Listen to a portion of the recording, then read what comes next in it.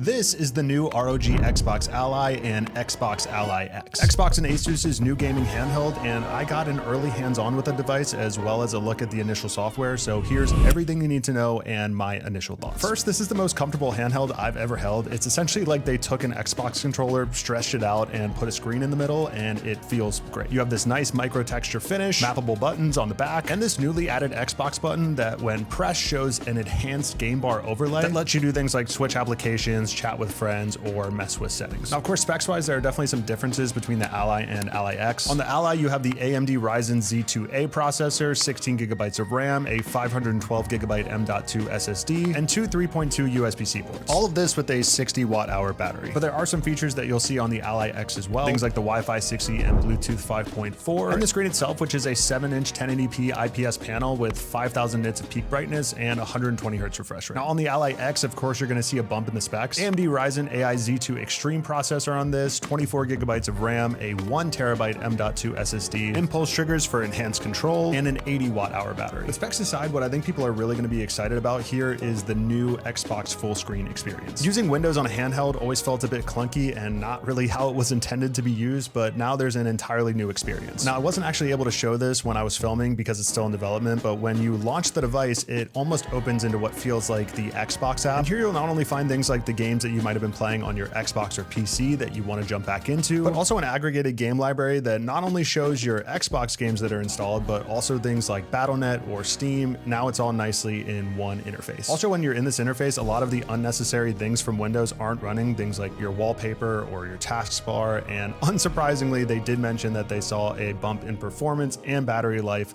in this new interface. Now, I don't have a price idea on the devices yet, and I've just been told that holiday 2025 is when they're actually going to be launching. So if you're interested in getting updates, drop a follow and I'll keep you guys in the loop as I find out things. But let me know, what do you think of the new design and the new interface? Honestly, for me, getting hands-on with it, I'm pretty excited.